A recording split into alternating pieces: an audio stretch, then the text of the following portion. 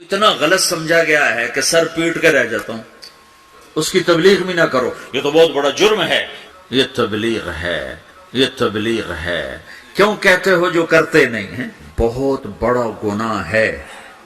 تم شراب پیتے تو کسی کو شراب سے روکو نہیں، تم جوا کھیلتے تو کسی کو جوئے سے روکو نہیں۔ یہ مطلب تو بالکل شیطان نے پھیلایا ہے لوگوں کو بددل کرنے کے لیے۔ اب جنید بغدادی لائیں گے تبلیغ کرنے کے لیے، شیخ عبد القادر جیلانی کو لائیں گے تبلیغ کرنے کے، ہم ہی نے کرنی ہے۔ ہم میں عیب بھی ہیں، ثواب بھی ہیں۔ جب میرے ذمہ ایک کام لگ گیا ہے، مجھے کرنا ہے، میں اچھا ہوں پھر بھی کرنا ہے، برا ہوں پھر بھی کرنا ہے۔ پہلی جماعت مولانا الیاس صاحب نے بھیجی، پہلی جماعت، جس جماعت کے بعد آج اتنے بڑے نقشے بنے ہوئے ہیں، پہلی جماعت گئی، واپس آئے۔ ہاں بھائی سناؤ کیا کیا؟ کہا جی حقو پیا، حقا نہیں تو پنجاب ہندوستان میں بھی ہے، پاکستان میں، کہا جی حقو پیا، میں باتی تھا نا، حقو پیا، گنجی کھائی، گنجی وہ میٹھے چاول کو کہتے ہیں، گنجی کھائی، مہری کھائی، مہری وہ جو بناتے ہیں، لسی میں جو بناتے ہیں تو ان کی تعظیم، اور سوئے اور آ گئے۔ شاباش، انقلاب آ گیا، بہت بڑا کام کیا، بہت بڑا کام کیا۔ تو تم بھی اب پاناما میں اس پہلی جماعت کی طرح ہو کہ تم نوجوان اکثر ہو چکے ہیں، بوڑھے تھوڑے ہو چکے ہیں، نئی نسل پروان چڑھ چکی ہے، اب تمہیں تبلیغ کا کام کرنا ہے۔ تم جاؤ، کھا کے آ جاؤ، سو کے آ جاؤ، پی کے آ جاؤ، جو مرضی کر کے آ جاؤ، بیچ سے گزر کے آ جاؤ، لیکن تم نے بہت بڑا کام کیا کہ تمہارے قدم اللہ کی نسبت سے اٹھے ہیں، یہ ضرور رنگ لائیں گے۔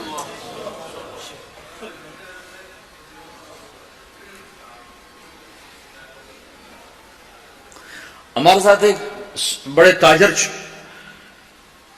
تیار ہوئے 3 دن کے لیے، وہ نماز ہی نہیں پڑھتے تھے، تو ہم ان کو نہیں کہتے تھے نماز پڑھو، بس 3 دن لگا کے چلے جاتے تھے۔ نماز نہیں پڑھ رہے، ٹھیک ہے آ جاؤ آ جاؤ۔ 3 دن آتے رہے، نماز کوئی نہیں، 3 دن لگ رہے ہیں، 6 مہینے بعد 3 چیلے کے لیے تیار ہو کر نکل گئے۔ لِمَ تَقُولُونَ مَا لَا تَفْعَلُونَ، جو کام نہیں کیا اس کے بارے میں کیوں کہتے ہو میں نے کیا ہے؟ کبر مقتا عند اللہ، اللہ کی بارگاہ میں بہت بڑا گناہ ہے۔ ان تقولوا ما لا تفعلون، تم لوگوں سے وہ کہو جو تم نے نہیں کیا، چونکہ یہ جھوٹ ہے اور جھوٹ کبیرہ گناہ ہے۔ جھوٹ کبیرہ گناہ ہے، یہ نہیں کہ اگر میرے پاس کچھ نہیں تو میں تبلیغ بھی نہ کروں۔ میرے تو ذمہ ہے، اگر جبت ہیں جماعت کی آستینوں میں، مجھے ہے حکم اذان لا الہ الا اللہ۔ مجھے تو صدا لگا، تم لوگ پھیری نہیں لگاتے ہو، سودا بیچتے ہو کہ نہیں بیچتے ہو؟ ارے بکتا ہے کہ نہیں بکتا؟ پھیری لگانے سے سودا بکتا ہے۔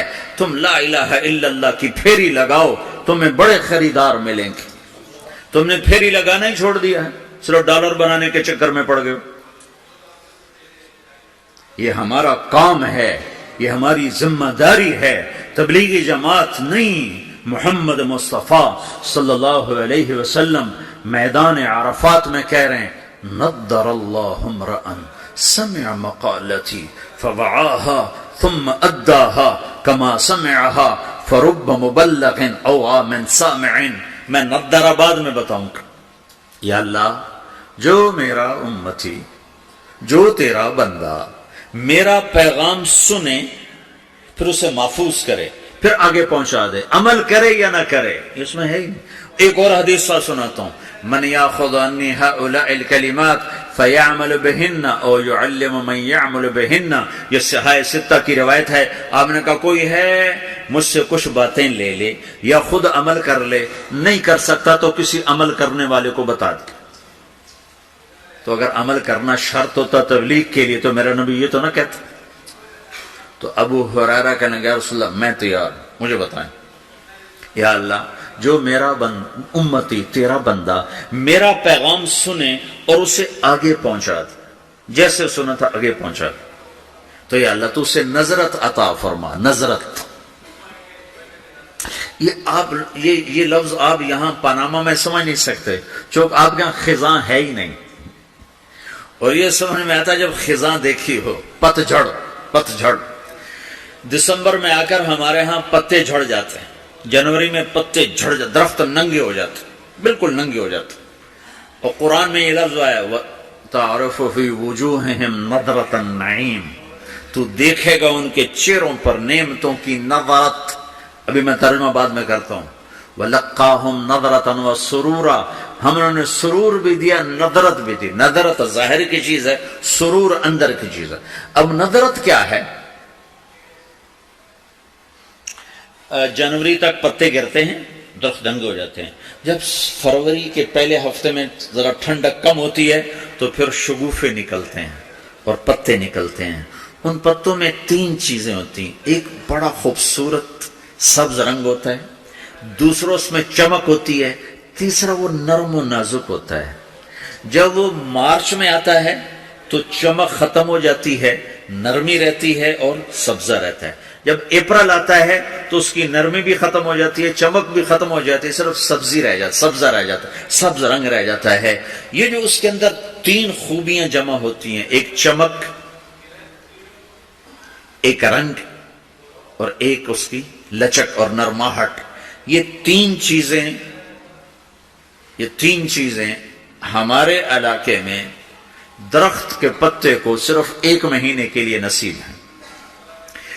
اس کو کہتے ہیں بہار. بہار بہار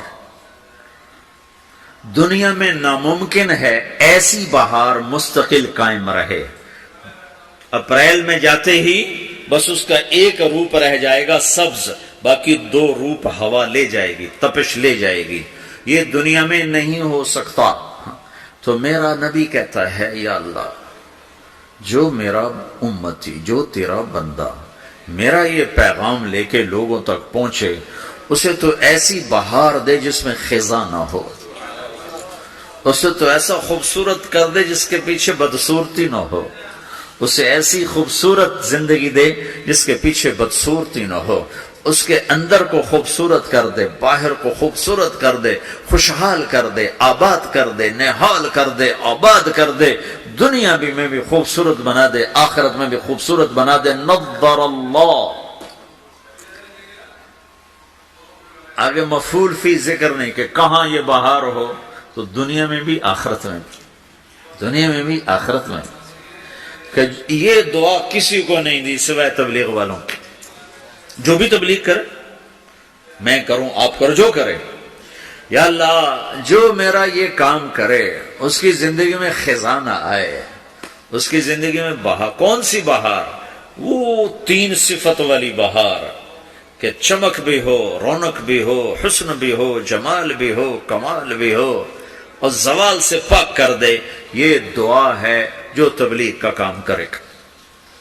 اور ذمہ داری ہے، آپ نے 11 تاریخ کو فرمایا، 10 تاریخ کو مینا کی وادی میں فرمایا فَلْيُبَلِّغِ الشَّاهِدُ الْغَائِبُ، میرا پیغام آگے پہنچاؤ.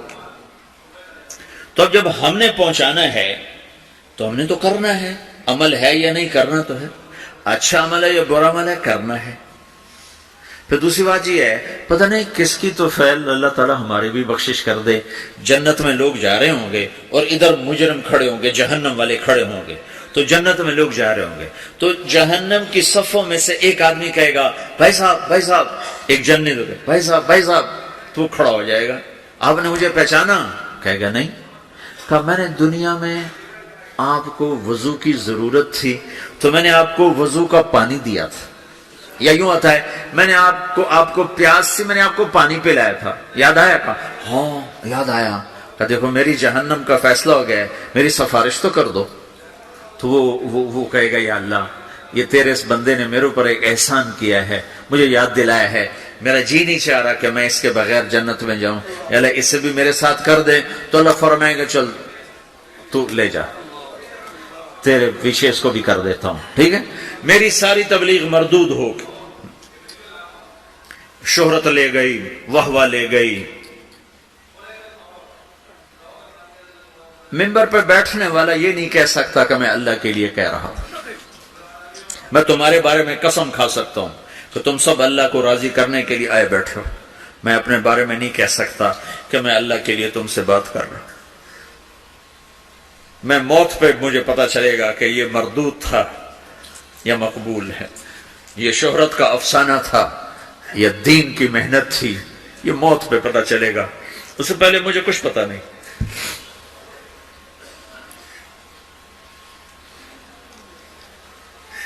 ایک بڑے آدمی تھے یوسف بن حسین، بغداد میں بہت بڑے محدث، مفسر، خطیب۔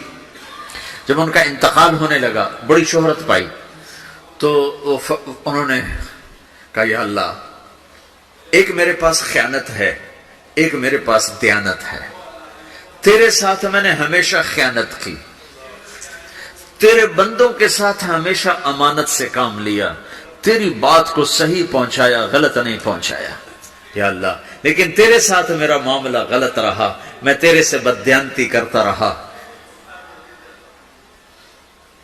یا اللہ میری دیانت کے بدلے میری خیانت کو معاف کر۔ یہ کہتے کہتے ان کا انتقال ہو گیا۔ تو خواب میں اپنے کسی دوست کو ملے تو انہوں نے پوچھا آپ کے ساتھ کیا ہوا؟ تو کہا اللہ نے مجھے اپنے سامنے کھڑا کیا اور کہا یوسف تیری بات نے مجھے خوش کر دیا، جا اسی کے طفیل تجھے معاف کیا، بے شک میں تیری خیانت کو دیکھتا رہا لیکن تیری دیانت کے بدلے تیری خیانت کو معاف کرتا۔ میری تبلیغ مردود ہو گئی، آپ کی تبلیغ مردود ہو گئی، آپ کھڑے ہو گئے مجرموں کے صف میں، آپ کے طفیل سینکڑوں آدمی جا رہے ہیں جنت میں، پانی پلانے والے کی سفارش قبول ہو جائے گی تو جس نے تمہیں جنت کا راستہ دکھایا اس کو بھی تو کچھ حق ہوگا کہ نہیں ہوگا؟ تو بھائیو تم بڑی دور رہتے ہو، تبلیغ کے کام کو کام بنا کے کرو، اور کرنے والے کو آسمان سے نہیں اتریں گے اور بے عیب نہیں آئیں گے، یہی عیب دار۔ یہ تو اکثر ماشاءاللہ نوجوان بیٹھے ہو، یہیں کی پیداوار بیٹھے ہو، اکثر تم میں اب جو انڈیا سے آئے اور وہ تھوڑے ہو چکے ہیں، یہاں کی نئی نسل پروان چڑھ چکی۔ تبلیغ کا کام کرو، تمہاری زندگی بنے گی، سنورے گی، تمہارے اپنی اگلی نسلیں وہ اللہ کے فضل سے ایمان اسلام پہ باقی رہیں گی۔ اگر تبلیغ کی محنت مٹ گئی تو کچھ باقی ہاتھ میں نہیں رہے گا۔ بسم اللہ الرحمن الرحیم۔ السلام علیکم دوستو، اسلامک اردو بیان پہ خوش آمدید۔ محترم سامعین و ناظرین، امید ہے کہ آپ سارے خیریت عافیت سے ہوں گے۔ دوستو، مولانا محمد طارق جمیل صاحب حفظہ اللہ، انہوں نے اس بیان میں تبلیغی جماعت سے متعلق بہت اہم گفتگو فرمائی ہے۔ تبلیغی جماعت کسی ایک جماعت یا کسی ایک فرد کا نام نہیں، بلکہ یہ دین اسلام کا ایک بنیادی اور بہت اہم جز ہے کہ یہ انبیاء والا کام نہ کبھی رکا ہے اور نہ رکنے والا ہے انشاءاللہ۔